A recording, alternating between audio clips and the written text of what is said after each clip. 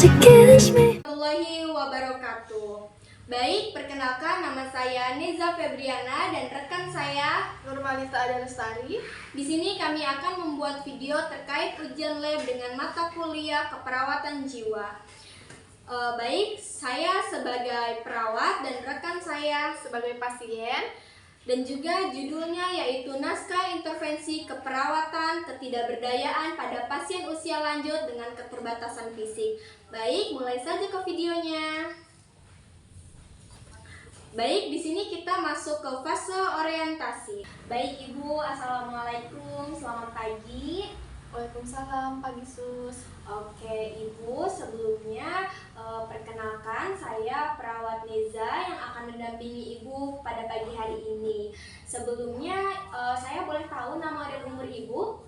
Nama saya Ibu Tari, umurnya 75 tahun. Oke, Ibu Tari ya Bu ya, saya lihat Ibu dari tadi kelihatannya sering merenung juga ya Bu ya, saya lihat. Oke, Ibu bagaimana Bu kabarnya pada pagi hari ini, perasaannya juga bagaimana Bu?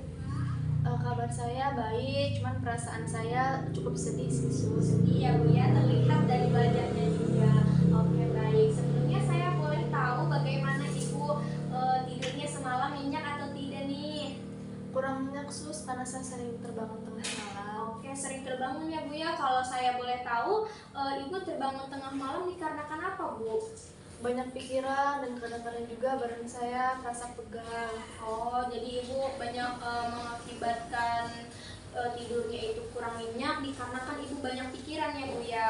Badannya juga terasa sakit, mungkin dikarenakan usia lanjut juga ya Bu ya.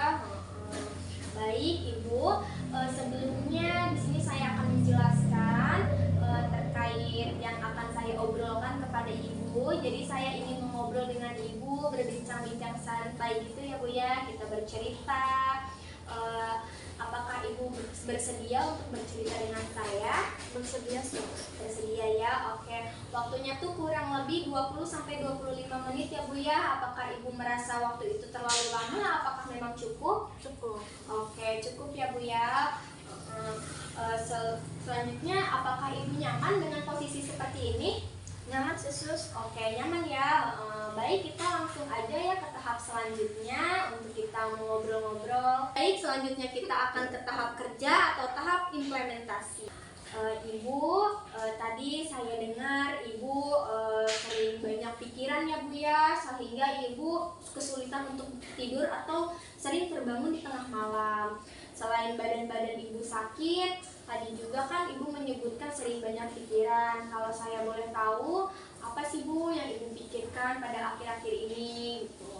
Saya sering memikirkan kondisi saya saat ini karena saya merasa saya tidak bisa membantu lagi pekerjaan rumah dengan usia yang udah lansia ya Sus ya.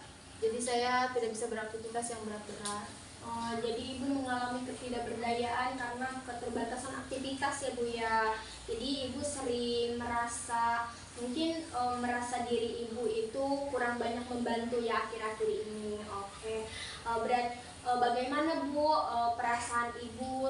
Tadi kan Ibu merasakan sedih ya Bu ya, sedih karena tidak bisa membantu. Apakah Ibu sering merenung di setiap malamnya atau di waktu-waktu tertentu Bu?